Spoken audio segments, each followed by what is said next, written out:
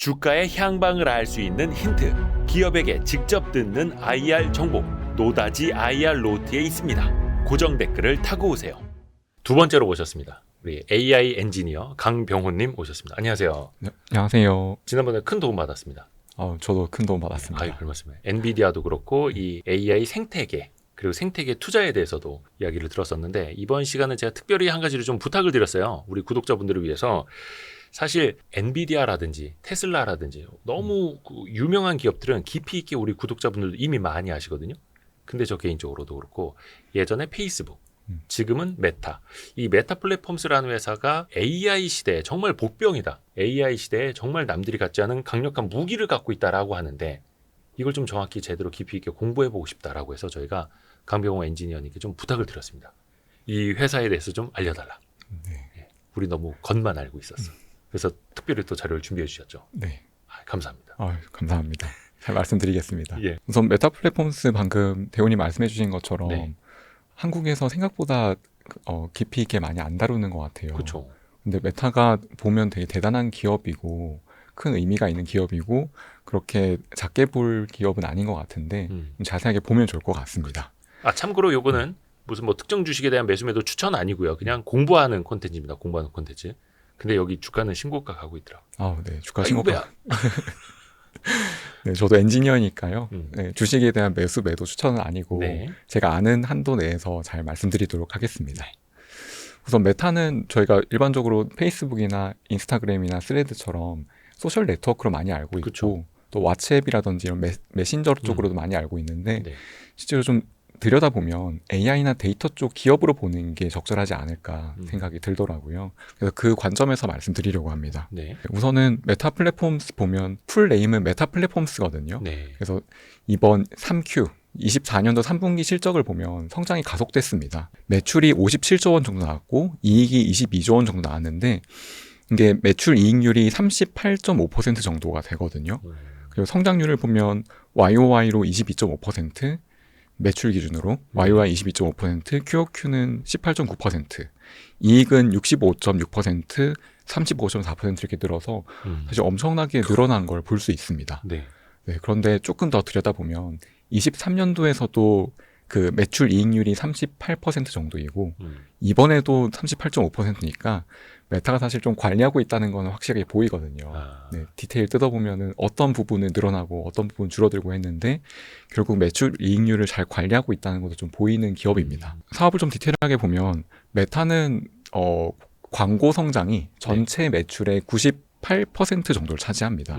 거의 광고 회사죠. 우리가 구글을 광고 회사라고 알고 있는데, 그렇죠. 구글보다도 광고 비중이 더 큰 회사거든요. 광고 플랫폼 회사. 네, 그래서 소셜 네트워크이지만 거기에서 광고하는 걸로 먹고 사는 기업이다. 98.3%요? 네. 매출의 98.3%. 네, 그래서 상당히 많은 부분을 광고에 의존하고 있는 기업이고요.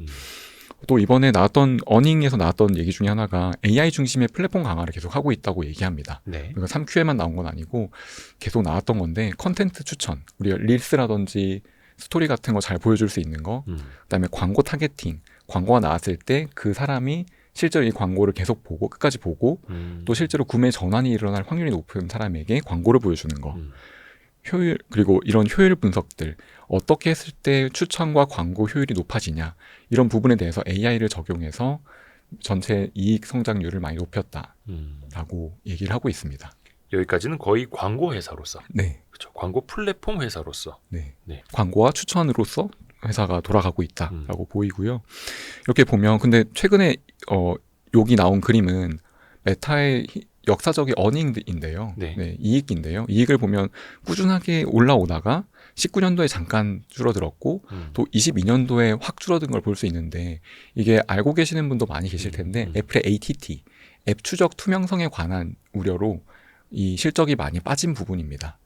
실적 빠진 것 중에 한 3분의 2 정도는 앱 추적 투명성으로 광고의 순이익이 줄어서 빠진 거고, 나머지는 메타버스로 한번 전환을 했었잖아요, 메타가. 그때 메타버스의 투자 비용 때문에 또 순이익이 많이 줄어든 부분인데요. 저게 그때 다 얻어맞았었죠. 그래서 마크 저커버그가 뭐 울었네 안 울었네 뭐 이것도 논쟁도 됐었고, 네. 저때 이제 고금리 시절 되면서 추진해왔던 기존의 그 메타 플랫폼에 대해서는 또 우려가 커졌었고, 거기에다가 애플의 앱 추적 투명성 문제까지 같이 불거졌었고, 네. 이 ATT라는 것 좀 설명해 주세요. 네, ATT를 좀 말씀드리면 앱 추적 투명성이라고 하는데 우리가 언젠가부터 아이폰 쓰시는 분들은 이 앱이 뭐 추적 허용하겠습니까? 이런 거 물어보고 네. 허용합니다. 허용하지 않습니다. 이런 게 나오는데 자세하게 읽어보면 이거 허용하면 안 될 것 같은 느낌이 들거든요. 약간 이거 뭐지? 내 개인정보 다 털어가는 거 아니야? 약간 이런 느낌 들게끔. 네. 그런 느낌이 들게끔 이렇게 문구를 설정했는데 이게 목적은 개인정보 보호입니다. 이렇게 해서 앱이 뭔가를 추적하고 있다는 거는 알고 있고 그걸 사용자한테 명시적으로 인지를 시키고 너가 정말 이 앱이 너를 추적하도록 허용할 거야? 라고 물어보는 거라서 그러니까 소비자한테 선택권을 주는 거긴 한데 네. 기존에는 그냥 먼저 앱 추적이 가능하게끔 허용해줬고 특별하게 이 사람이 반대만 하지 않으면 추적 가능하게 했던 건데 네. 이제는 그 우선순위를 바꿔놨다는 거죠. 네. 여기도 보면은 to track 그리고 우리나라 표현으로도 추적 네. 이렇게 추적. 나온다면서요. 한글로도. 네. 한글로도 추적이라고 그러니까 나옵니다. 어떤 앱 서비스가 당신을 추적하도록 허용하시겠습니까? 라고 하면 네. 괜히 좀 꺼림칙하죠. 그렇죠. 여기 제가 그 자료로 그 한국어도 가져갔는데 페이스북 앱이 다른 회사의 앱 및 웹사이트에 걸친 사용자의 활동을 추적하도록 허용하시겠습니까? 이렇게 물어봅니다. 약간 거부감 듭니다. 네. 예. 그래서 앱의 추적 금지 요청, 허용 이렇게 두 개의 버튼이 나오게 되는데요. 확실하게 예전에 비해서는 그 거부감이 좀 느껴지는 거라 대부분의 사용자들이 거부하는 버튼을 많이 누르고 계세요. 그렇죠. 그래서 페이스북 입장에서는 광고 효율이 훅 떨어지겠다라는 네. 염려를 샀던 거죠. 네.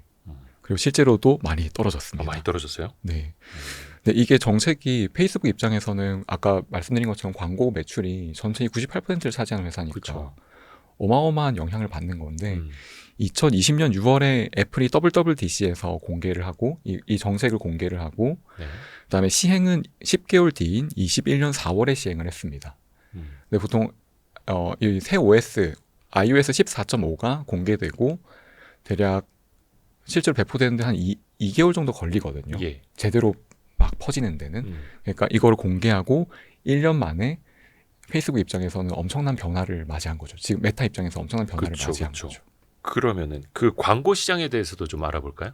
이게 네. 얼마나 중요한 건지. 그래서 이게 왜 영향을 주고 또 예. 얼마나 큰 영향을 주게 됐는지는 디지털 광고의 구조를 보면 좀 아실 수 있는데 우선 타겟팅이란 개념이 있습니다.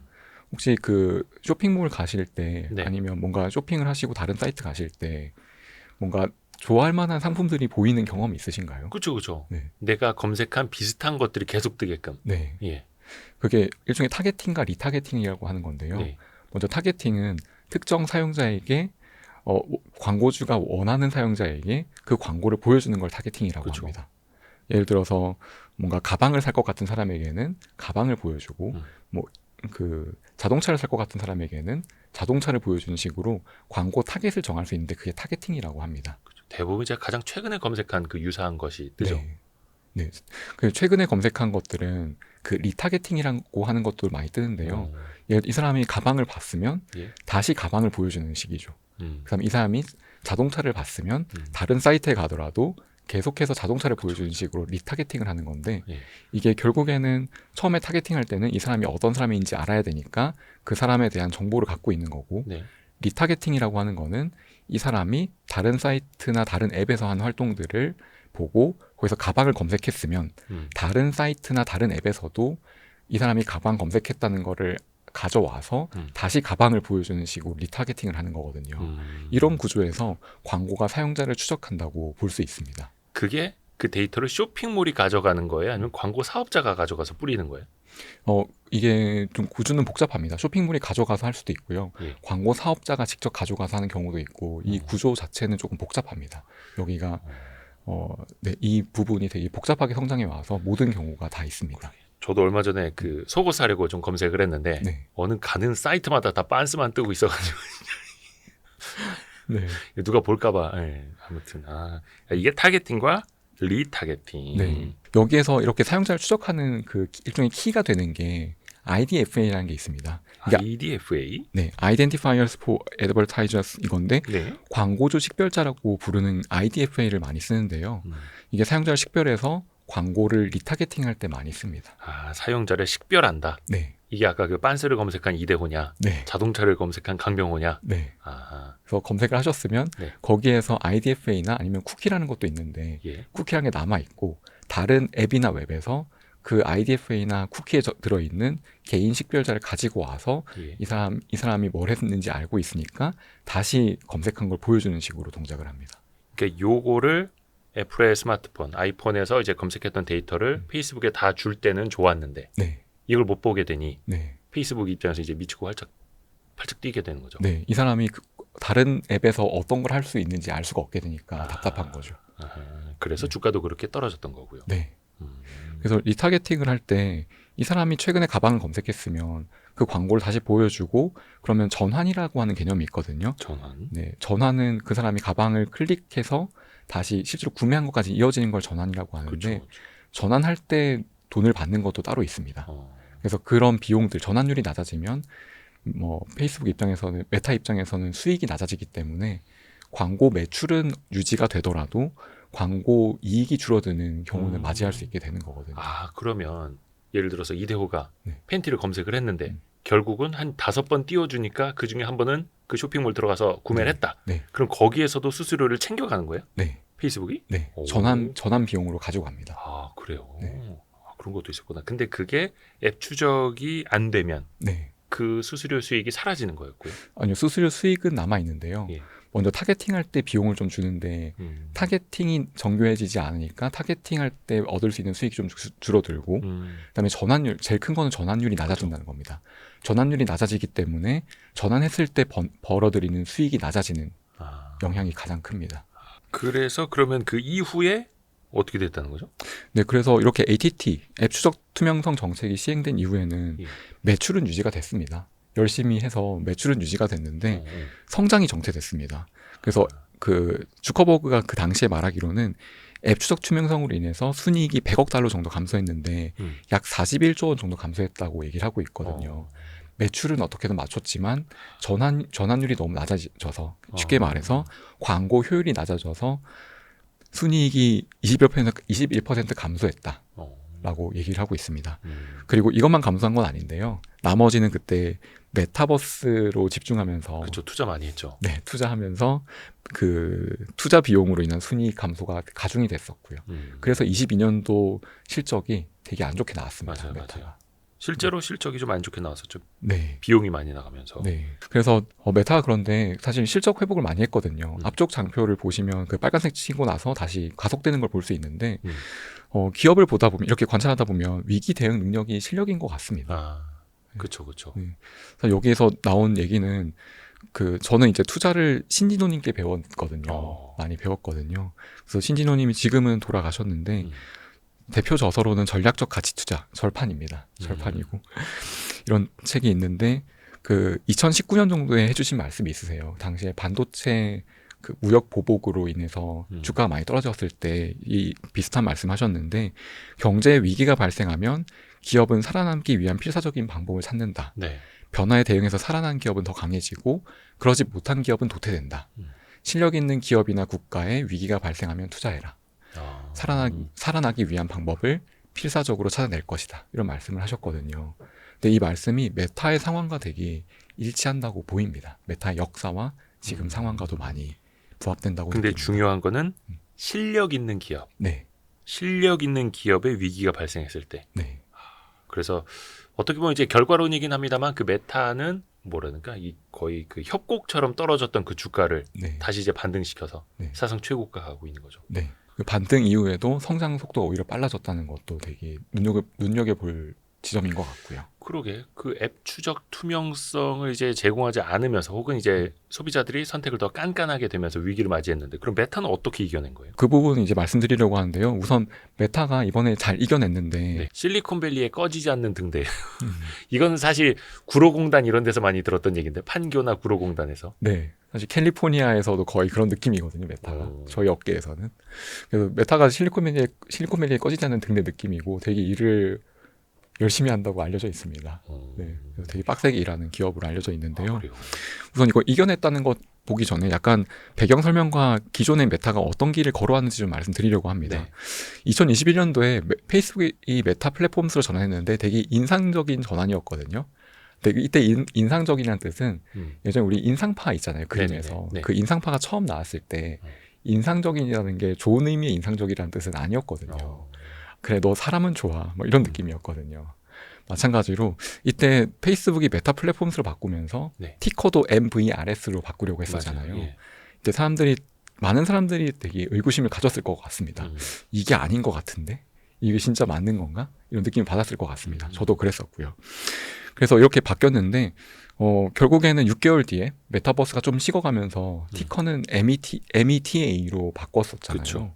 메타로. 네, 바꿨었는데 이게 보면 이렇게 빠르게 변화했고 그때 메타버스에 집중한 게 결국 재무에도 안 좋았고 MVRS로 바꾸려는 거를 META로 바꾸면서 조금 전략을 수정했다는 게 보이는데 관찰해야 될 지점은 메타는 상황 변화에 되게 민첩하게 대응하는 기업이다라는 거를 보면 좋을 것 같아요. 왜냐하면 이게 당시에는 8만 명 규모의 회사였는데 이렇게 큰 회사가 사명을 바꿀 정도로 원래는 소셜 네트워크 중심의 회사였는데 사명을 메타버스로 중심으로 바꿀 정도로 빠르게 움직였고 그리고 그게 좀 아니다 싶으니까 6개월 이후에는 방향을 다시 전략을 수정했잖아요. 어디 뭐 벤처나 스타트업도 아니고 네.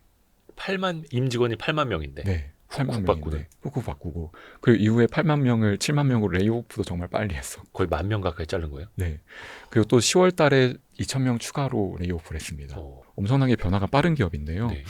이게 메타가 이번만 그런 건 아닙니다. 예. 항상 변화에 되게 빠르게 대응한 기업인데 2011년도에 아시는 분도 계실 텐데 구글 플러스라는 게 나왔습니다. 예. 근데 이때 구글이 페이스북을 이기겠다. 구글도 소셜 네트워크를 하겠다라고 해서 구글 플러스를 만들었는데 당시에 메타에서 긴장을 엄청 많이 했다고 얘기를 하고 있어요. 왜냐하면 구글이 당시 매출이 53조 원 정도, 환율 1,400원 기준으로 메타는 5조 원 정도였는데 기업 10배? 네, 매출이 10배 이상 차이 나는 기업이었잖아요. 근데 그런 구글이 메신저 서비스나 SNS 서비스에 도전하겠다라고 했으니 네. 당연히 두려울 만하죠. 네, 그래서 메타에서도 되게 긴장을 많이 했었고 그런데 사실 긴장 되게 많이 했지만 메타는 이때 거의 밤을 새워서 결국 경쟁에서 이기자는 목표로 대응했다고 전해지고 있습니다. 그래서 2012년 한 해 동안 페이스북 품질이 되게 많이 개선이 됐었고요. 또 글로벌 확장 정책도 되게 많이 펼쳤는데 이때가 한국에 페이스북이 많이 들어온 시기랑도 거의 일치를 하거든요. 네. 그래서 메타가 이때 사람들 얘기를 듣고 뭐 속도가 느리다든지 검색할 때 너무 민감한 게 많이 노출된다든지 아니면 오류가 좀 많이 난다든지 실명에 관한 부분이 좀 부족하다든지 이런 기능들을 되게 많이 개선해서 퀄리티를 되게 높인 시기였습니다. 그러니까 사실 우리는 구글 플러스라는 걸 기억도 못하죠. 네. 어떻게 보면 거의 존재감 없이 사라져갔고 네. 그 이후에 메타는 물론 이제 구글의 공격에도 불구하고 어떤 SNS 측면에서 뭐 그냥 확고한 존재가 됐고요. 네. 역시 불 끄지 않고 직원들 거의 갈아 넣으면 된다. 이거 교훈인지는 모르겠습니다만. 네, 이게 뭐 저도 올바른 건지 모르겠지만 워라벨 측면에서 올바른 건지 모르겠지만 정말 열심히 일해서 대응을 했다고 하거든요. 실리콘밸리에서 네. 그렇게. 그래서 이 시기 전후로 해서 한국에도 페이스북이 되게 많이 보급이 됐었고 결국 중요한 거는 구글 플러스가 시장에 제대로 안착조차 못했습니다. 그렇죠. 네, 이때 개발자들 중심으로 좀 많이 쓰는 분위기였는데 거기 이상으로는 많이 못 퍼졌던 것 같거든요. 페이스북이 중요한 지점들을 많이 메꿨고 그 사용자가 어떤 게 중요한지 얘기를 많이 듣고 보완을 해서 구글 플러스가 제대로 시작을 못했고 결국 2019년도에 서비스를 종료했는데 그 시간 동안 많은 자원을 투입했지만 지금 이 서비스가 있다는 건지 알기 어려울 정도로 사람들에게 존재감이 없는 상태로 보냈습니다. 구글이. 그렇죠, 그렇죠. 그 과거의 메타하고 좀 현재의 메타는 어떤지 이것도 좀 비교해 볼까요? 예. 앞서 말씀드린 부분은 메타가 변화가 필요할 때는 정말 빠르게 변화한다는 걸 말씀드리려는 거였거든요. 근데 광고 효율 부분에서도 메타가 22년도 이후에는 광고 효율이 높아졌습니다. 네. 결과적으로 ATT가 도입되고 광고 효율이 되게 많이 높였는데 그 전의 상황이 어땠냐라고 보면 메타가 광고 효율이 되게 낮았거든요. 네. 되게 낮았고 규모에 집중했던 기업이었습니다. 광고할 때. 왜냐하면 사용자가 너무 많았거든요. 2012년, 지금부터 12년 정도 전이잖아요. 이때 이미 MAU, Monthly Active User라고 해서 한 달에 뭐 한 번 이상 들어온 사람, 아니면 특정한 기준을 충족한 사람, 실제로 액티브한 사람이 10억 명을 넘었습니다. 당시에 세계 인구가 70억 명이었는데 거기에서 10억 명을 넘었다고 하면 세계 인구의 7분의 1 정도가 그렇죠. 쓰고 있다는 거고, 실제로 70억 명 중에서 SNS를 할 만한 사람들로 골라낸다면 거의 절반 가깝게 페이스북을 쓰고 있다는 얘기가 되거든요. 네.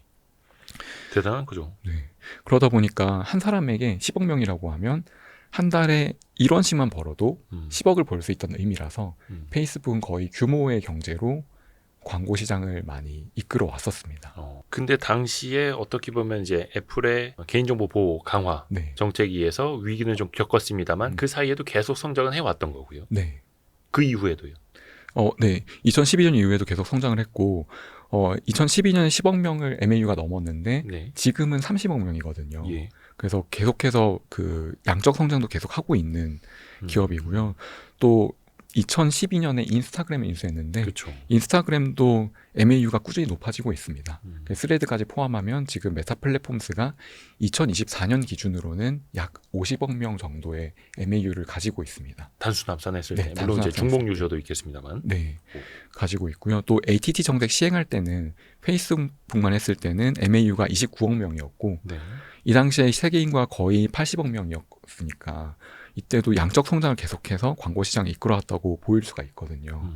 네. 규모가 늘어나는 만큼 광고 매출이 늘어나니까. 그렇죠. 네. 그런데 기술적으로 봤을 때 광고할 때 이제 양적 성장을 하고 IDFA라는 걸 쓰는 방식은 되게 직접적입니다. 아까 팬티 검색하셨는데 그게 다시 뜨면 어떤 느낌이 드시나요? 기분 안 좋죠. 기분이 안 좋잖아요. 안 좋고 또 뭔가 내가 한 얘기를 듣는 것 같기도 하고 너무 정보가 민감하게 들어가니까 그렇죠. 이게 거부감이 좀 있거든요. 직접적인 타겟팅 방식은. 그래서 전환율이 높아진다고 해도 어느 정도 한계가 있는 것 같습니다. 너무 거부감이 있으니까. 사람을 좀 이제 불편하게 만드는 영역, 네. 이렇게 선 넘을랑말랑 하는 거죠. 네. 계속 이 사람에게 뭔가 구입하라고 조금 부드럽게 얘기할 때도 있고 직접적으로 얘기할 때도 있고 이렇게 돼야 되는데 계속 넌 이거 봤지? 너 이거 보여줄게. 너 이거 지금 안 산 거 잊고 있어. 이렇게 메시지를 주는 것 같잖아요.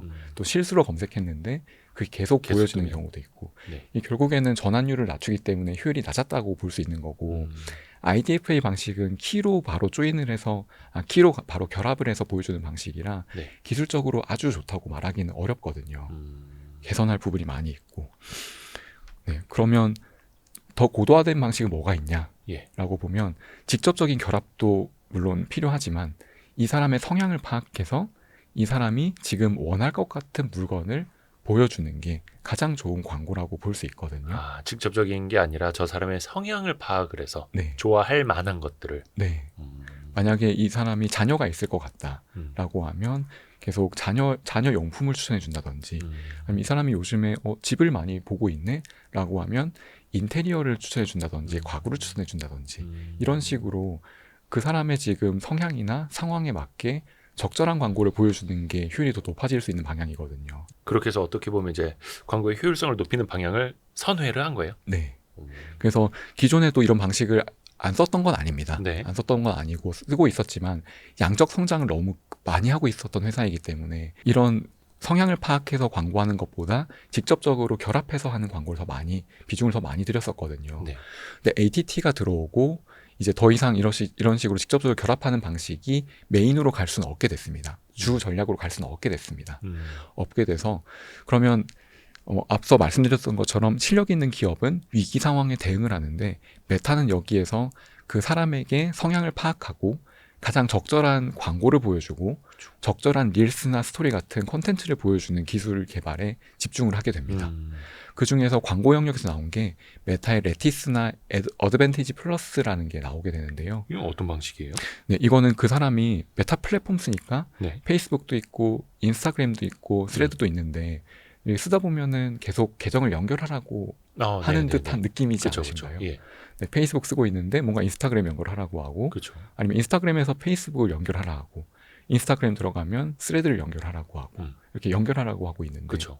네, 결국 그 사람의 여러 플랫폼 데이터를 결합해서 그 사람에 대한 성향을 모델링하려는 목적으로 저는 보고 있습니다. 성향을 모델링한다고요? 네. 그 어떻게 하는 거예요? 어떤 의미? 이 사람이 페이스북에서 하는 행동들이 있을 거고 예. 인스타그램에서 하는 행동들이 있을 거고 스레드에서 한 행동들이 있을 텐데 페이스북에서는 주로 뭔가 좀 테크니컬한 부분들이 많이 올라오니까 관심 있는 기업이라든지 관심 있는 투자 방법이라든지 이런 걸 많이 보실 거고 인스타그램은 보통 생활에 가깝잖아요. 라이프 스타일에 가까우니까 최근에 어떤 음식을 좋아하는지 어디에 방문했는지 그래서 저 사람이 계속 오래 쳐다보고 있는 거, 네, 좋아요 누른 거 네, 이런 것들을 이제 다 추적을 해서 저 사람의 성향을 자기네가 나름대로 만들어가는 거네요. 네. 성의 나름대로 만들어가고 그걸 결합해서 이 사람의 전체 일종의 이 사람은 어떤 사람이다, 어떤 성향을 갖고 있다라는 것을 연결해서 모델링을 한다고 보고 있습니다. 그걸 바탕으로 가장 이제 구매 가능성이 높은 걸 추천하려고. 네. 무섭네 이게 더. 네. 그래서 기술이 훨씬 진보가 된 거거든요. 그 중에서 공개된 거는 메타의 레티스라고 하는 게 있는데요. 여기 보면 여러 개의 광고들을 모아서 여러 개의 있는 그림. 네. 네. 여러 개의 정보를 모아서 네. 그 사람을 성향을 모델링하고 또 그 사람 상황에 또 성향과 상황에 가장 적절한 광고를 보여주고 컨텐츠를 추천해 준다고 얘기를 하고 있습니다. 뭔가 이제 거미줄처럼 얽혀 있는데 이게 어찌되든 간에 그 사람이 좋아할 만한 것을 추천하기 위해서 네. 알고리즘을 이렇게 만든 거네요. 네. 그리고 또 반대로 광고를 집행하는 입장에서도 광고를 태울 때 이 광고의 타겟팅을 어떻게 해야 되는지 되게 고민이 많이 되시거든요. 고민되죠. 혹시 해보셨나요? 아직 저희는 그렇게 많이를 안 하고 있는데 예를 들어서 노다지 IR 루트나 네. YG 클럽 같은 걸 대외적으로 좀 알리고 싶은데 네. 누구한테 어떻게 알려야 될까? 좀 되게 고민이에요. 네. 그 좀 효율 좀 알려주십시오. 어디에다 어떻게 광고를 해야 됩니까? 네, 저도 사실 그 부분은 잘 모르는데요. 예. 그래서 메타는 그 광고주에게 효율을 높일 수 있는 도구 개발에도 되게 열심히 하고 있습니다. 그래서 오토매틱이라고 되어 있는 부분들이 자동 광고 타겟팅이라는 부분들이 있는데 예. 네, 그 자동 타겟팅을 했을 때 효율이 더 높아지는 방식으로 비용도 절감하면서 전환을 많이 시켜주는 방식으로 기술 개발을 많이 해 나가고 있습니다. 그러니까 인스타그램이나 페이스북이 네. Y스트릿 너네 이거 노다지 아일러트 광고하고 싶지? 근데 누구한테 어떻게 광고해야 될지 모르겠지. 우리한테 일단 맡겨봐. 하면 우리가 주식 투자도 하고 뭐 예를 들어서 뭐 한 30대 남성부터 50대까지 타겟팅을 해갖고 네. 우리가 좀 뿌려줄게 이렇게 되는 거예요. 알아서. 네. 정확하게 그 방식은 아닐 텐데 저희가 만약에 수동으로 타겟팅한다고 하면 말씀하신 것처럼 30대 남성을 타겟팅을 하는 거잖아요. 네.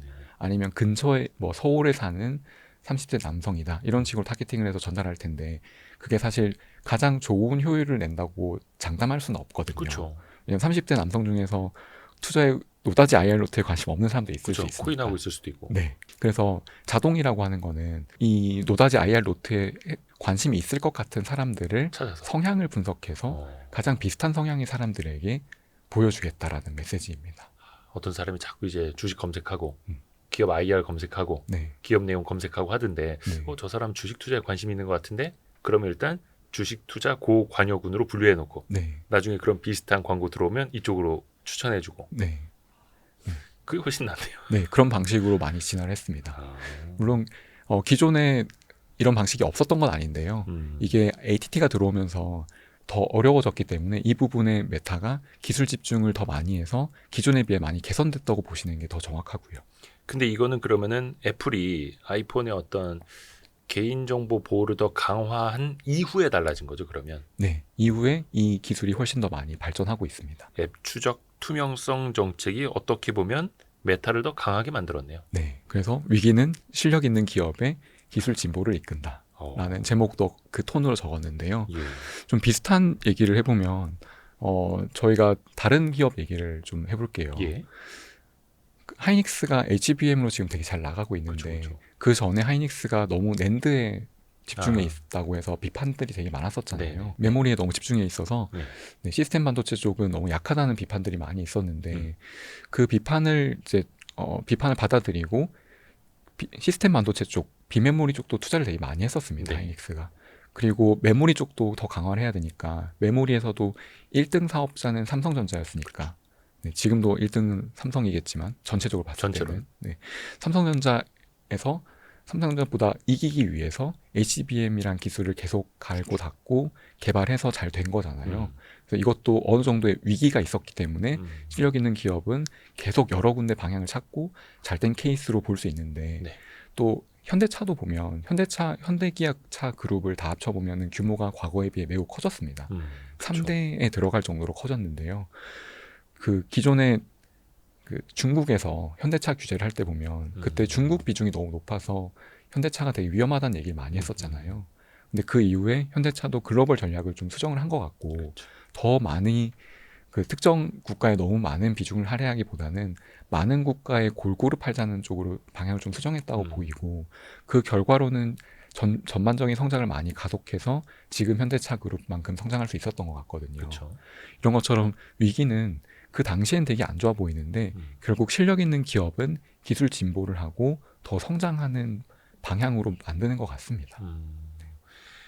그렇게 해서 어떻게 보면 이제 미래를 준비하는 기업 혹은 위기가 닥쳤을 때 더 슬기롭게 성장의 발판으로 만드는 기업. 네. 대표적인 게 이제 메타라는 거고. 네. 메타가 그래서 이제는 AI 쪽으로 나가고 있잖아요. 네. 머물지 않고 광고 쪽에 머물지 않고. 네. AI 쪽으로 많이 하고 있습니다. 네, 그런데 사실 메타가 원래 AI도 많이 했었거든요. 기존에도. 네, 기존에도 되게 많이 했었던 거고 정말 메타도 오래 전부터 AI랑 뗄 수 없는 부분이 데이터인데 예. 빅데이터 시장 가장 초기부터 메타가 큰 역할을 많이 해왔었습니다. 네, 요거는 뒤에서 다시 말씀드리고 예. 우선 그래서 메타가 이제 이런 ATT가 들어오고 위기 상황에서 어떻게 됐냐라고 보면 광고 효율이 많이 높아졌다고 정리할 수 있을 것 같아요. 네. CTR과 CTR과 CVR이라는 게 있는데 예. CTR은 그 클릭을 해서 광고를 보는 거, 광고에 클릭을 하는 거. 네. CVR은 컨버전이라서 실제로 그 광고주가 원하는 행동, 대부분 구매거든요. 구매로 전환되는 걸 말하는데 이 두 개가 높아져서 광고 전환율, 효율이 높아졌다라고 정리할 수 있겠고 네. 옆에 이미지를 보시면 메타의 MTI 칩이거든요. 2세대 MTI의 칩이거든요. MTIA 칩. 네. AI 반도체인데요. 네. 메타의 트레이닝 인퍼런스 엑셀레이터라는 칩인데요. 이 칩을 이용해서 추천하고 광고 타겟팅하는 일들을 계속하고 있습니다. 일종의 뭐 엔비디아 GPU 같은 거를 메타는 MTIA라는 걸 만들어서 직접 쓰고 있습니다. 요게 요 근래가 아니라. 네, 이거는 몇 년 됐습니다. 오, 그래요. 지금 2세대가 나온 지는 그렇게 오래되진 않은데 1세대부터 했을 때는 많이 보이고 이 그 메타의 MTI에는 되게 구조가 간단하거든요. 메모리도 GDDR5를 쓰고 네. LPDDR5를 쓰고 LPDDR. 네, 그리고 이 로직 프로세서 되게 간단한 구조입니다. 저비용 하드웨어인데 엔비디아보다 아마 많이 쌀 걸로 보이거든요. 예. 이게 가능한 거는 메타에 들어가는 타겟팅 기술이나 광고 타겟팅 기술이나 컨텐츠 추천하는 기술들이 지금보다 한 세대 전의 AI 기술에 가깝거든요. 네. 추천 모델 쪽이라서. 네. 그래서 이 모델은 엄청나게 헤비한 하드웨어를 요구하지 않기 때문에 간단한 하드웨어를 써서 만들 수 있기 때문에 메타는 자신의 가장 강점인 추천 모델을 돌릴 수 있는 하드웨어를 만들어서 학습하고 추론까지 같이 하고 있다고 볼 수 있습니다. 아, 자기는 광고 효율을 높이기 위해서 자체 칩도 설계를 해서 돌리고 있었다. 네. 비용 절감의 목적이 가장 클 걸로 보이고요. 그래서 메타는 중요한 거는 지금 AI로 이미 전환된 시대인데 예. 모든 테크 기업들이 AI로 전환하고 있는데 메타는 이미 AI로 돈을 벌고 있는 기업 중에 하나라고 봐도 될 것 같습니다. 그러니까 AI 투자만 하는 기업이 아니라 네. AI로 돈을 벌고 있는 기업 이미. 네. 네, 그렇게 보면 될 것 같고 네. 그 말씀드린 것처럼 이제 메타 플랫폼스가 과거부터 AI랑 데이터에 되게 많은 관여를 해왔고 그렇죠. 그 기여를 많이 해왔거든요. 대표적으로 최근에 공개된 라마라는 모델이 있습니다. 네. 라마는 이름이 되게 귀여운데 보면 진짜 라마가 옆에 그려져 있거든요. 그 여러 라마 사진들을 보면. 뭔가 그 알파카처럼 생긴 동물? 네. 예, 예. 알파카처럼 생긴 동물인데 이게 라지 랭귀지 모델 메타 AI라고 하는 거의 줄임말인데요. 네. 그냥 귀엽게 하려고 라마라고 적은 것 같습니다. 그러니까 보통 LLM, 네. 라지 랭귀지 모델, 네. 그 챗GPT에 쓰이는 그런 것처럼 네. 그걸 LLM이라고 하는데 뒤에다가 메타 AI를 붙인 거예요. 네. 그래서 메타가 이런 거는 좀 장명을 잘해서 좀 귀엽게 붙인 것 같고요. 근데 챗GPT라든지 요즘 엔트로픽도 많이 쓰는데 네. 다 비공개 모델이고 유료 모델이잖아요. 그렇죠. 근데 메타에서 공개한 라마는 완전 공개 모델입니다. 그러니까 흔히들 이제 오픈 소스라고 하는 것처럼 네. 소스가 다 공개되어 있어서 이 LLM 모델을 쓰고 싶은 사람은 우리 거 가져다 써라고 하는 거예요. 네. 이거 공짜인가요? 네. 완전히 무료이고 그래요? 누구나 수정해서 쓸 수 있는 라이선스입니다. 그러니까 기술로 따지면은 다른 데들은 다 특허로 다 보호하고 있는데 네. 어디는 특허를 다 열어서 네. 일종의 공공연구소처럼 우리 거 가져다 쓰세요. 네. 왜 그러는 거예요? 사실 그 전략에 대해서는 저도 정확하게 모르겠는데 넓게 봤을 때는 소프트웨어 공개 정신인 것 같고요.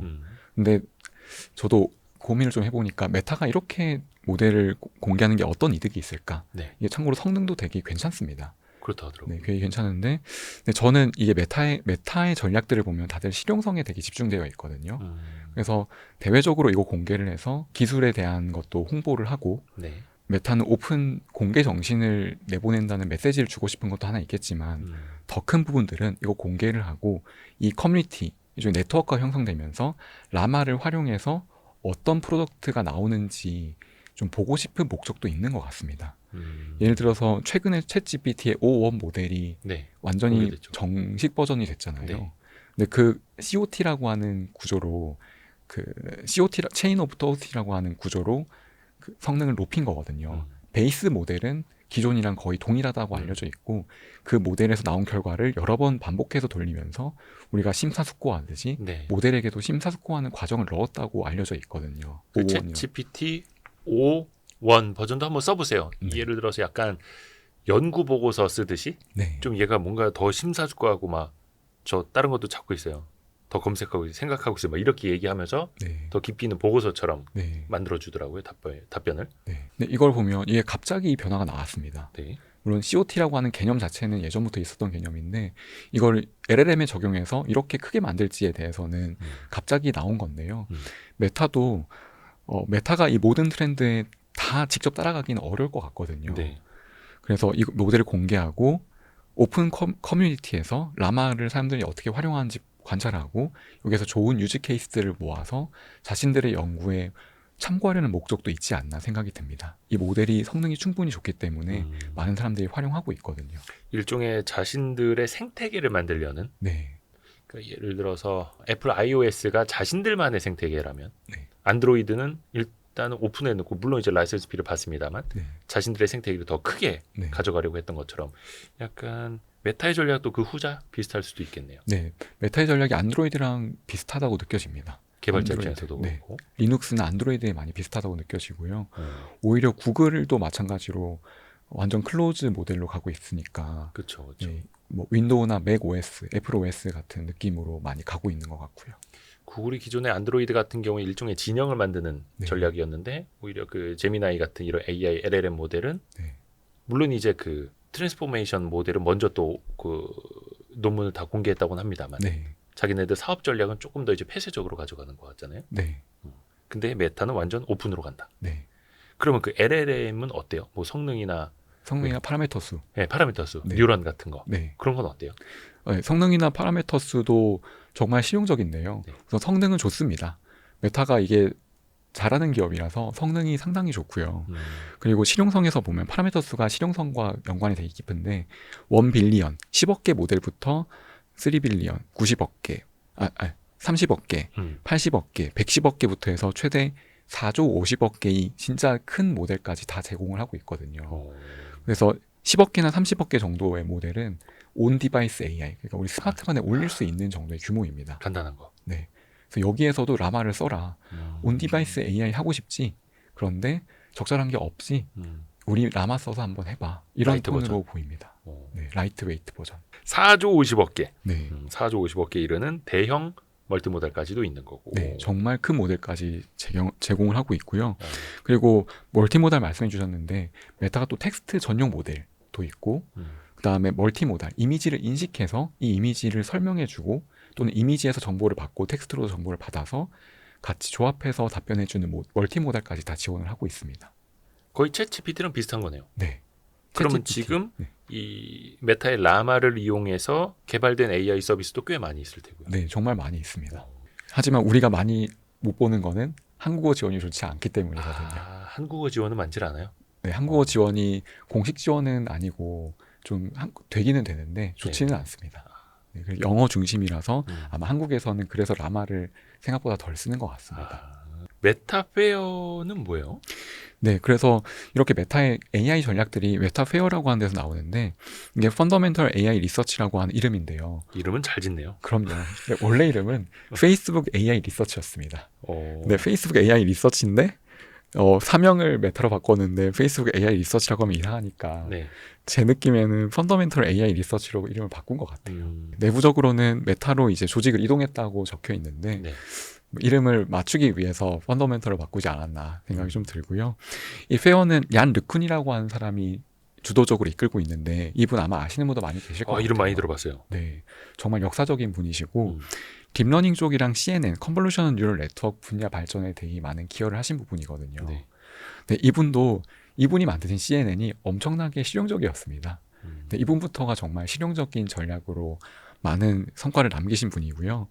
2018년도에 튜링상을 수상하셨는데 이번에 노벨상 받으신 제프리 힌튼과 네. 또 요슈아 벤지오라고 하는 분이랑 같이 튜링상을 받으셨거든요. 딥러닝에 대한 공로로. 2018년에 네, 튜링이라고 하면은 그 튜링 테스트 할 때 그 튜링. 맞습니다. 이게 컴퓨터, 그러니까 인공지능이냐 인간이냐 이거 구분하는 그 튜링 테스트를 만든 그 튜링. 네, 그 상도 받으셨고. 네, 그 상도 받으셨고. 그 컨볼루셔널이라는 건 무슨 뜻이에요?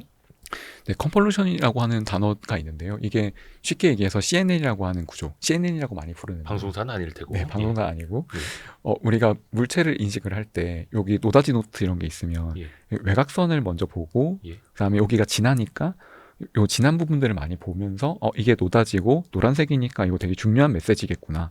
여기 얘는 IR만 흰색이니까 얘는 뭔가 강조하고 싶은 거구나. 이런 느낌을 받으시잖아요. 네네. 그래서 우리가 사람이 뭔가 인식을 할 때도 주로 외곽선을 따라서 보고 또 이렇게 색깔이 많이 변하는 부분들을 보고 인식을 하는데 CNN도 이런 그 개념에 착안을 해서 외곽선과 색상의 대비가 많은 부분 중심으로 이미지를 인식하는 모델입니다. 인간이 뭔가 인식하는 그 방식을 본따서. 네. 근데 얀 루쿤이 그거를 조금 더 뭐라고 됩니까? 실용적으로 만들었다. 네. 예, 거기에 방점이 찍히는 거네요. 네. 그래서 그 당시에 했던 거는 그 숫자를 인식하는 모델, 이게 꽤 옛날이거든요. 예전에는 사람이 손으로 1, 2, 3, 4, 5, 6, 7, 8, 9, 10, 90 이런 거 썼던 거를 인식하는 것도 어려웠는데 그거를 CNN을 통해서 성능을 매우 높여서 좋은 영향을 주셨죠. 큰 영향을 주셨죠. 그게 이제 메타의 페어라는 네. 펀더멘탈 AI 리서치 네. 이 조직에서 수행을 하는 거고요. 네. 그래서 이분이 이끄셔서 그런지 메타의 AI 기술은 실용성으로 정말 정리를 할 수 있습니다. 근데 이제 실용적이라는 말이 되게 좋아 보이긴 한데 이제 돈 잘 버는. 네, 돈 잘 벌고. 그렇죠. 네. 적게 투자하고 많이 벌 수 있는. 네. 그렇죠. 많이 투자했으면 더 많이 벌고. 네. 그런 의미인 거죠. 실용성은. 네, 실용성은 돈을 일단 벌 수 있다. 그리고 실제로 사업에서 쓴다. 예. 이 관점에서 메타는 실용적인 AI 기술을 많이 만들어 왔다고 보고 있습니다. 대표적으로 계속 말씀드렸던 광고나 컨텐트 추천 쪽이 있고요. 또 AI 반도체 MTIA, 이거는 다른 회사에서 만드는 그 AI 반도체들은 LLM을 돌리기 위해서 정말 고비용 구조인데 메타의 AI 반도체는 저비용 구조입니다. 메타가 가장 필요로 하는 AI 모델이 지금 기준으로는 되게 작은 모델이기 때문에 가능한 거지만 메타도 AI 반도체를 만들어서 바로 실용적으로 쓰고 있는 톤에서는 실용적이라고 보이고요. 물론 이제 메타도 그 엔비디아의 그 GPGPU를 좀 많이 사서 구매하는 걸로 유명합니다만 거의 뭐 몇 손가락 안에 꼽힐 정도로 많이 산다면서요, 메타가. 그럼요. 네. 근데 이제 자체적으로도 MTIA라는 것도 개발을 또 하고 있는 거고 네. 그걸 쓰고 있는 거고. 네. 특히 그 MTIA가 어디서 비용을 많이 줄였다고 생각이 되냐면 메타가 플랫폼에 있는 MAU를 단순 합산하면 50억 명이 넘는데요. 네. 이 50억 명에 대해서 개인이 그 중복 가입이 중요한 게 아니라 더했을 때 50억 명이라고 하는 거는 이 모델을 실제로 50억 명 기준으로 돌려야 된다는 걸 말하는 거거든요. 그 추천할 때도 50억 명에게 추천할 수 있는 그 추론을 계속 해줘야 된다는 거거든요. 그쵸. 그때 엔비디아 장비를 쓰면 비용이 정말 클 겁니다. 그런데 여기에서 많은 부분을 MTIA라고 하는 저비용 AI 반도체를 써서 처리를 하고 있어서 비용에 대한 통제를 많이 강화하고 있는 것 같아요. 딱 목적에 맞게만, 네. 딱 쓰일 수 있는 만큼만. 네. 그렇게 해서 이제 실용성을 앞세우고 있다라는 거고. 네. 그리고 LLM 라마라고 하는 메타의 LLM도 저는 되게 실용적으로 보이는데 어떤 관점이냐면 LLM이 지금 너무 크니까 우리가 API라고 하는 방식을 많이 쓰는데요. 네. API가 어떤 방식이냐면 서버에 요청해서 서버가 처리를 다 해주고 음. 가지고 오는 결과만 가지고 오는 방식이거든요. 네. 근데 온 디바이스에 올린다는 거는 그 모델을 디바이스에 직접 올린다는 걸 말하는데요. 메타는 온 디바이스도 가능한 경량 모델을 만들었다는 점에서 되게 실용적으로 보입니다. 그렇죠. 어디 뭐 인터넷 서버 있는 것만큼 핸드폰 안에 다 넣을 수는 없고, 네, 근데 핸드폰 안에 딱 넣어서 사람들이 쓸 수 있는 것만큼만 넣는 LLM. 네. 음. 정말 필요한 만큼만 넣고 필요한 규모의 모델을 넣고 또 API 호출하면 비용이 들어가는데 그 비용을 지불하지 않고 온 요 디바이스 일단 개발하고 배포하면 거기에서 돌아가고 특별한 비용 없이 비용은 우리 고객들이 가지고 계신 스마트폰의 배터리가 줄어드는 비용 정도밖에 안 되니까 그 비용으로 대체해서 추론 결과를 내는 식으로 되게 실용적으로 접근하고 있는 것 같습니다. 근데 그것도 대규모 LLM도 있지만 소규모 LLM도 그 필요에 따라서 나눠서 쓸 수 있게끔. 네, 그게 메타의 전략이 다른 데랑 이제 차별화가 되는 거네요. 네, 네. 그런데 꿀벌이 나왔어요. 네, 꿀벌이에요? 꿀벌이에요? 뭐 코뿔소예요? 이거 저도 잘 모르겠습니다. 하이브인데? 네, 귀엽긴 한데요. 이게 이 당시에 이런 이미지들이 되게 유행을 했거든요. 이게 한 2010년 정도에 나왔을 것 같은 이미지인데요. 이런 게 좀 유행을 했습니다. 뭐 이거 보면 사실 코끼리 같은 거는 하두비라고 하는 애가 그 하두비라는 시스템이 있는데 네. 거기 코끼리에서 좀 가지고 온 것 같거든요. 저도 이 그림의 의미는 잘 모르겠는데 좀 귀엽긴 하고요. 그 메타가 AI라든지 빅데이터 쪽에서 예전부터 되게 많이 했었는데 2007년도에는 빅데이터 사용 허들을 되게 낮춘 하이브라는 걸 만들었습니다. 네, 메타가 그 저희 빅데이터 시기 많이 들어보셨죠? 네. 빅데이터가 2000년대 중반 정도에 많이 나오기 시작했는데요. 그때부터 빅데이터라는 용어 많이 쓰기 시작했죠. 네. 많이 쓰기 시작했는데 빅데이터가 가능성은 되게 컸거든요. 예. 엄청나게 큰 데이터를 처리할 수 있다는 관점에서 가능성은 되게 컸는데 실제로 기술적인 허들이 되게 높았습니다. 그래서 가능성은 많지만 너무 어려워 이런 느낌이었거든요. 데이터는 어마무시하게 이제 많아진 인터넷 세상인데 네. 저 많은 데이터 갖다가 뭘 어떻게 써먹을 수 있을 거야? 네. 거기서 답을 못 찾았던 거죠. 네.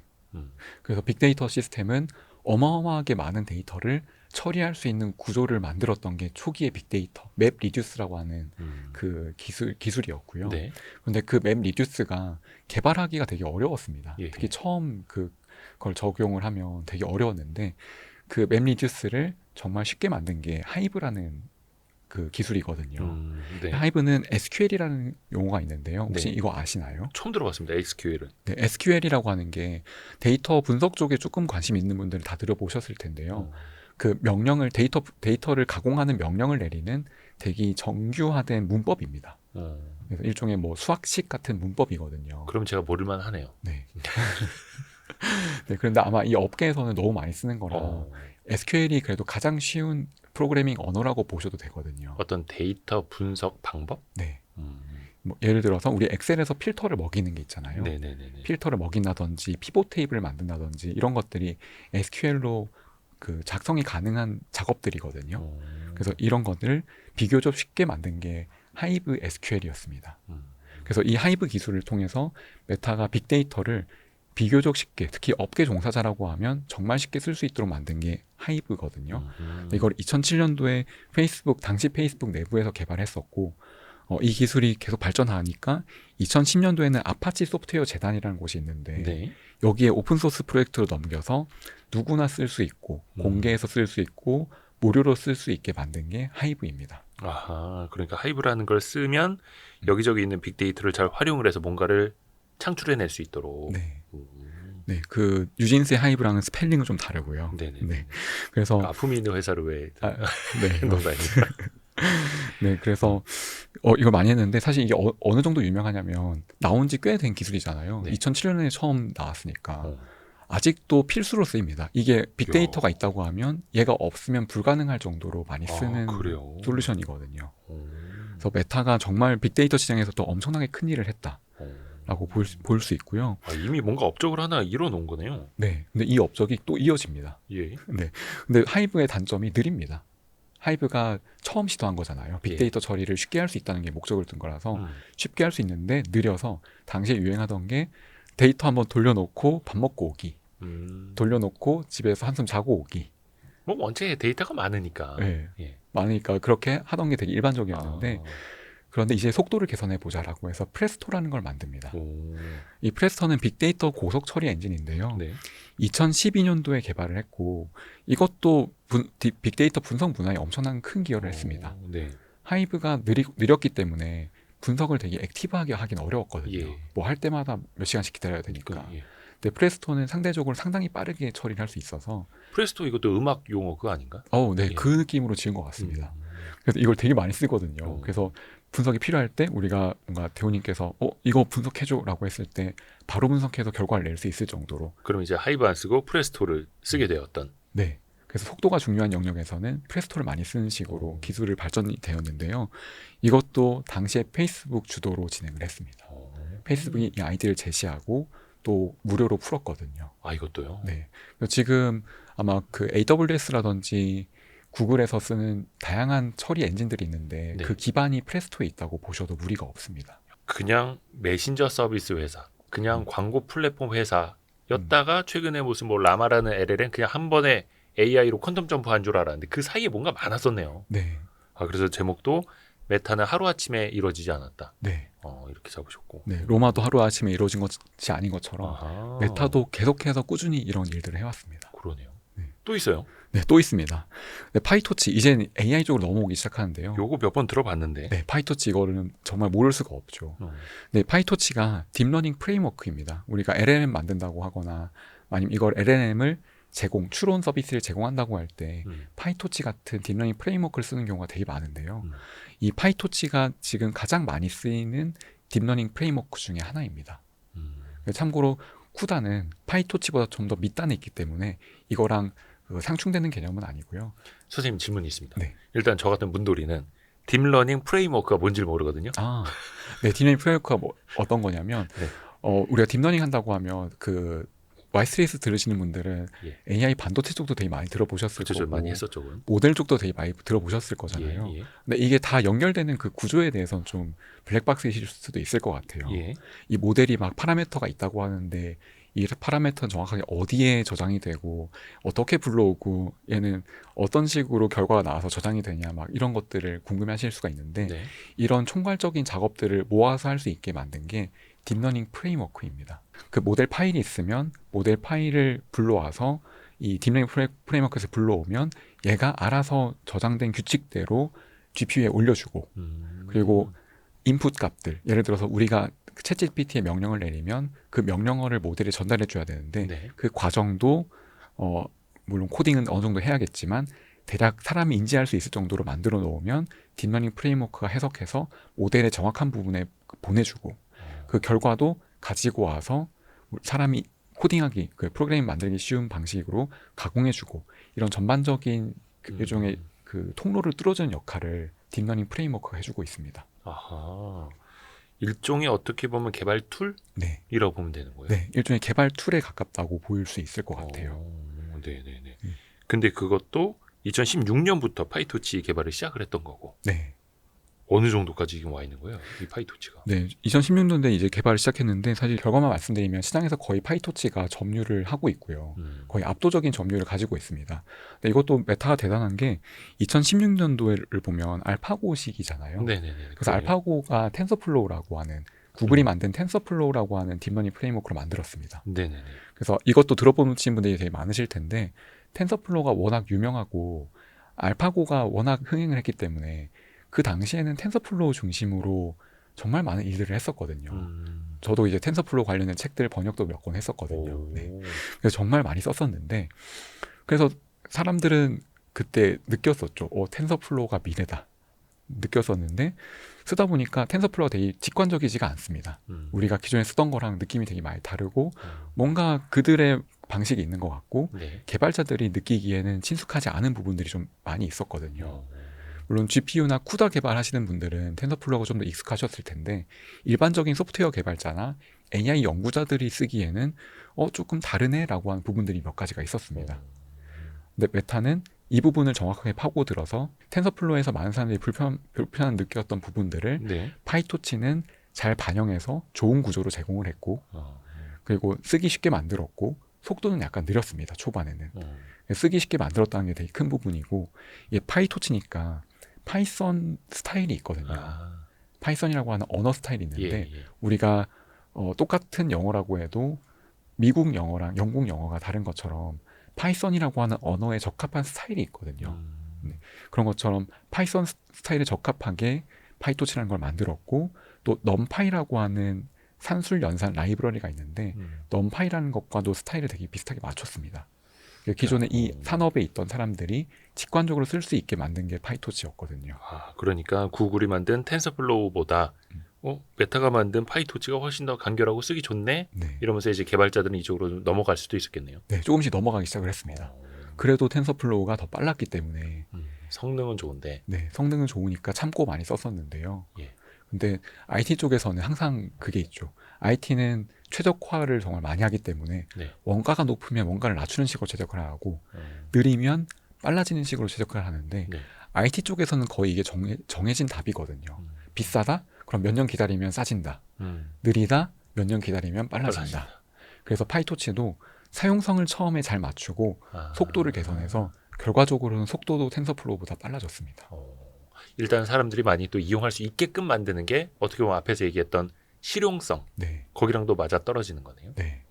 그래서 보시면 논문 기준으로 지금 초반에는 텐서플로우 2018년도니까 이미 파이토치가 성장을 많이 할 때거든요. 네네네. 그 전에는 텐서플로우를 훨씬 많이 썼었고 가장 오른쪽이 2023년도인데요. 네. 2023년 기준으로는 텐서플로우를 쓰는 비중이 10%가 되지 않을 정도로 논문 기준으로 파이토치가 거의 이 시장을 점유하고 있습니다.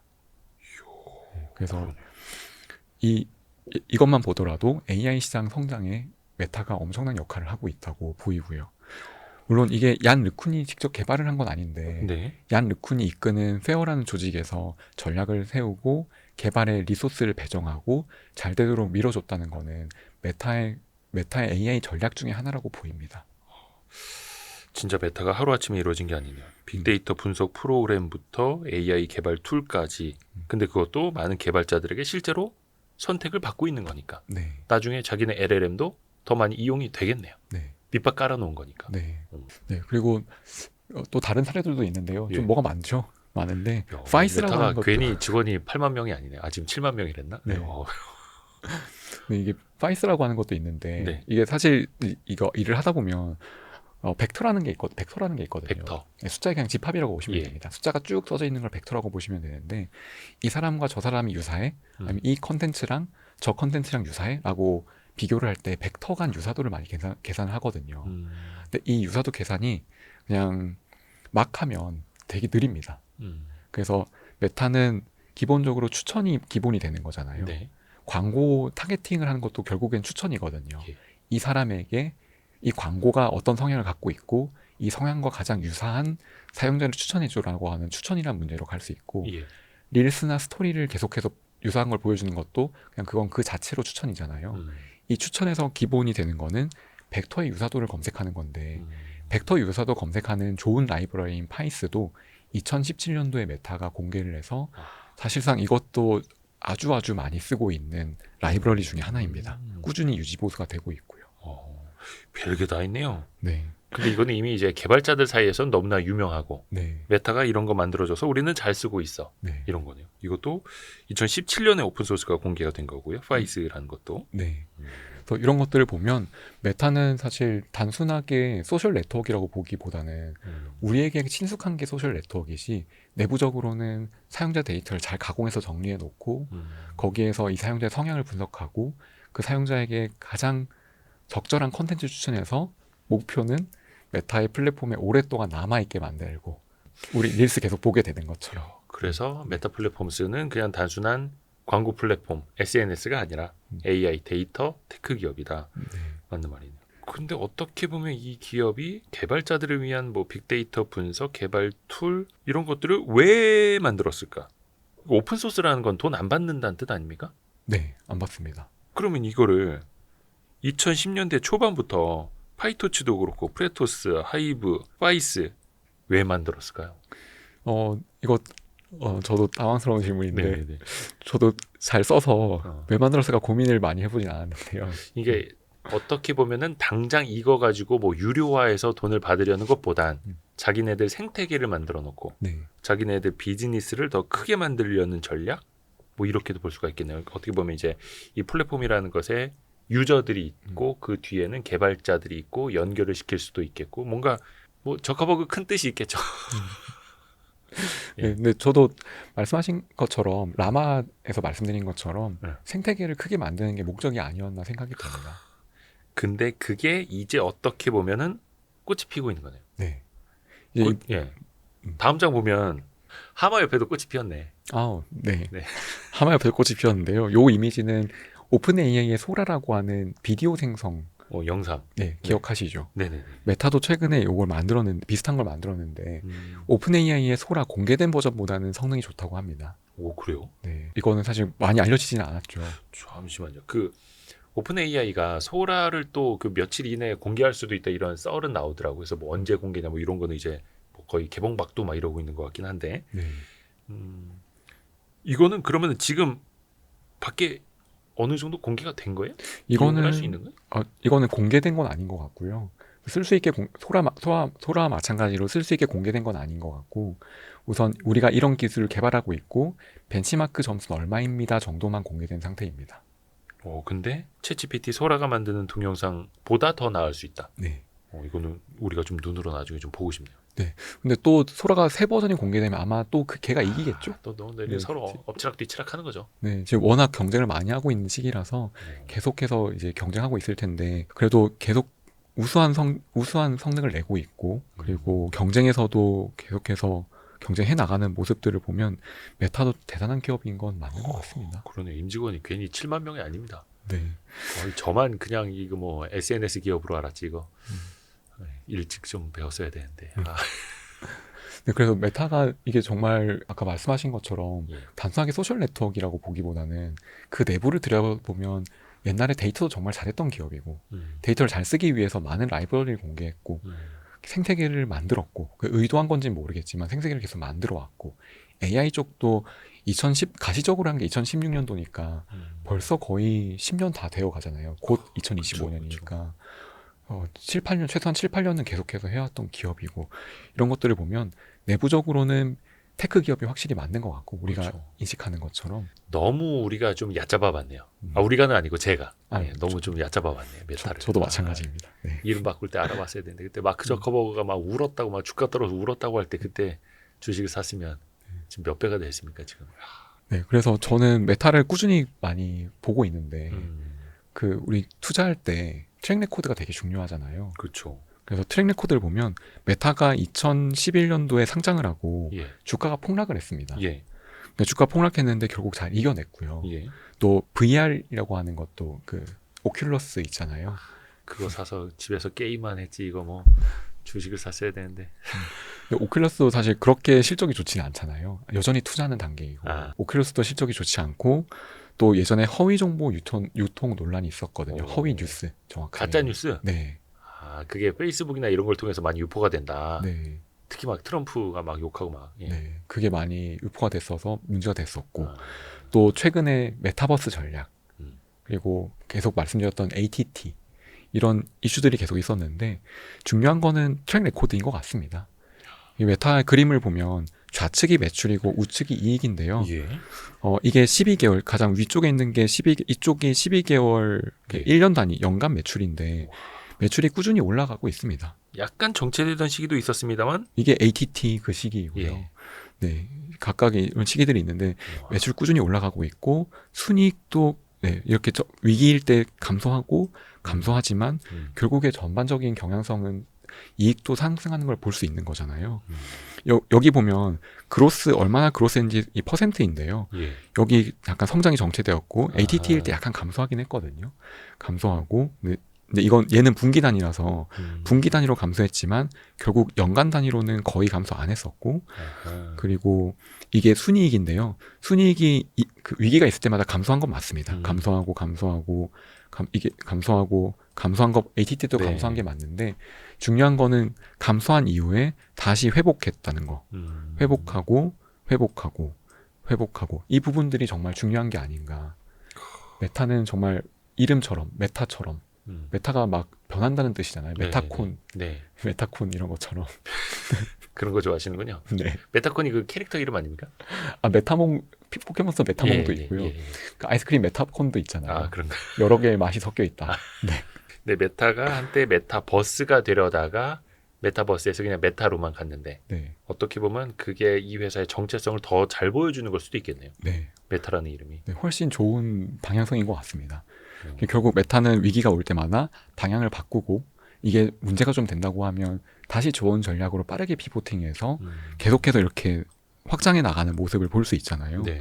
그래서 메타가 정말 민첩하고 실력이 있는 기업이라고 느껴집니다. 근데 또 어느 날 갑자기 메타버스 돌풍이 불 수도 있어요. 뭐 네. 언제가 될지 모르겠습니다만. 그러면 그때 짜잔 우리는 계속 하고 있었지롱 하고 저커버그가 뭐 뒤집어 쓰고 나올 수도 있는 거고. 네. 그래서 마지막 그 장표가 그래서 나왔는데요. 예. 그러니까 저도 이게 잘한 건지 잘 모르겠거든요. 이 메타버스에 그때 엄청난 자원을 투자한 게 잘한 건지 모르겠는데 이거 보면 좀 그렇잖아요. 근데 아직은 설익은 것 같고요. 아니 근데 2020년, 21년만 하더라도 당장 내일 모레 올 것 같았어요. 네. 근데 또 이게 세상 일이라는 게 모르는 것 아닙니까? 네. 근데 당시에는 뭐 이제 팬데믹 상황도 있기는 했었습니다만 언젠가는 올 거라고는 보거든요. 네. 근데 그 언젠가가 언제일지 몰라서 그러는 거죠. 네. 예. 그래서 계속해서 투자는 하고 있다고 알려져 있습니다. 오큘러스 같은 VR도 계속 하고 있고. 그렇죠. 무슨 뭐 글래스도 내놓고 있고. 네. 예. 투자하고 있으니까 또 메타가 그 자본 통제를 되게 잘 하잖아요. 그래서 적절한 수준을 꾸준히 투자하고 있고 그래서 저도 말씀하신 것처럼 결국 잘 되는 시기가 오면 빚을 발할 거라고 생각하고 또 꾸준하게 계속하는 게 중요하잖아요. 그래서 이 부분도 기술을 연구를 하다 보면 이대로 그대로 갈 수도 있겠지만 메타 특성이 좋은 특성이 피봇을 잘한다는 거니까 여기에 나온 기술을 이용해서 다른 쪽에 활용하는 것으로 전환할 수도 있지 않을까 생각이 듭니다. 사실 메타 정도의 빅테크 기업이 피벗을 한다라는 게 네. 매몰 비용을 또 신경 안 쓸 수가 없고 네. 엄청난 리스크를 일단은 감내를 한다라는 건데 마크 저커버그의 어떤 그 리더십도 상당한 것 같고요. 네. 일단 뭐 괜히 천재는 아닌 것 같고 근데 네. 또 경영도 잘하는. 네. 놀랍습니다. 네, 정말 놀랍습니다. 정말 ATT 이슈 나오고 다시 이제 어닝이 반등을 많이 했을 때 다들 역시 메타지 이랬었거든요. 그래 이게 메타지. 이런 모습들이 종종 보여왔고 계속 시장에서 뭔가 우려 목소리 내고 실제로 그 실적이 깨지기 시작하면 정말 빠르게 반등했던 모습이 반복되어서 관찰되었던 기업이라 마크 주커버그가 정말 이런 측면에서는 잘하는 것 같습니다. 이제는 어떤 그 광고 매출 관련된 것뿐만이 아니라 나중에는 이 AI 관련된 걸로 어떻게 이 회사가 또 수익화를 할 것인가. 네. 앞에서 그 영상 만드는 모델도 잠깐 이제 선을 보여주긴 했습니다만 그게 또 궁금해집니다. 이제는 우리가 좀 메타라는 회사에 대해서 뭐 외신을 보건 조금 더 이제 넓게 볼 수 있겠다라는 자신감이 생깁니다. 요 얘기를 1년 전에 들었어야 되는데. 네, 그리고 또 다른 생각도 드는 것 중에 하나가 지금 현 세대 AI는 LLM 중심이잖아요. 예. 네, 메타에서 지금 많이 쓰는 건 추천 쪽이니까 예. 사실 이전 세대라고 느껴지거든요. 조금 훨씬 가벼운 모델이라서. 메타께. 네. 그래서 LLM 기준으로 했을 때 메타 투자를 되게 많이 하고 있고 네. 지금 주가가 약간 내려갔던 게 내년도에 AI 반도체 투자, GPU 구입 비용이 늘어날 거라서 캐펙 수치가 많아지니까 우려가 된다라는 목소리가 나왔었거든요. 근데 물론 저는 메타는 비용 통제를 잘 할 거라고 생각을 하고요. 그게 만약에 깨진다고 해도 이런 과거의 메타의 성향들을 봤을 때 이 기업의 DNA 자체가 대응을 잘하는 거니까 대응을 잘할 거라고 생각을 하는데 더 중요한 거는 사업 관점에서 보면 좋을 것 같아요. LLM이 들어왔을 때 가장 이득을 볼 수 있는 빅테크 기업들이 뭐가 있을까? 저는 메타, 아마존 이 기업들은 LLM이 그 기업에게 무조건 이득일 것 같거든요.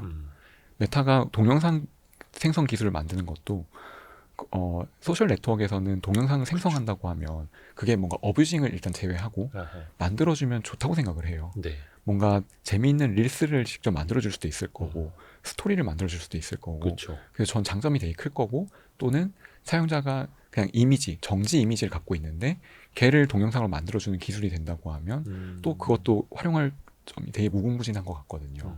그래서 메타의 사업 모델에는 LLM, 현 세대 AI가 정말 큰 플러스 요인이 될 거라 생각을 하는데 아마존도 마찬가지로 그 상품을 팔 때 LLM이 들어오게 되면 뭐 상품이 더 잘 팔리도록 문구를 수정할 수도 있을 거고 비슷한 상품을 추천하는 데 쓸 수도 있을 거고 큰 도움이 될 거라 생각을 해서 이 두 기업들은 큰 장점이 될 거고 꾸준히 투자를 하고 투자했을 때 비용 회수가 될 거라고 생각을 하거든요. 그런 관점에서도 되게 장점이 클 것 같습니다. 오픈 AI는 사실 이제 플랫폼이라고 할 수 있는 게 없었고 네. 챗 GPT가 뭐 일종의 플랫폼이 될 수 있는지는 모르겠습니다만 소라 같은 걸로 뭔가를 이제 생성을 해낸다면 사람들이 이걸 가지고 다른 플랫폼에 유튜브에 올리건 페이스북에 올리건 다른 플랫폼을 이용하게 되는 건데 메타처럼 여러 가지 플랫폼을 이미 갖고 있는 회사 같은 경우에는 AI로 뭔가 생성형 모델을 만들었을 때 바로 여기다 붙여서 일종의 수직 계열화가 될 수도 있겠네요. 네. 그게 또 하나 기대가 되는 모델. 네. 어떻게 보면 이제 앞으로 우리가 메타가 조금 더 이제 주춤거린다라는 뉴스가 나왔을 때 더 주목하게 될 것 같아요. 또다시 메타의 위기가 찾아왔어? 그럼 메타라는 회사는 과거에 그랬던 것처럼 이번 위기도 다시 한번 성장으로 발판으로 만들 수 있을까? 네. 이렇게 재밌습니다. 오늘 준비하신 거는 네, 이 정도. 여기까지입니다.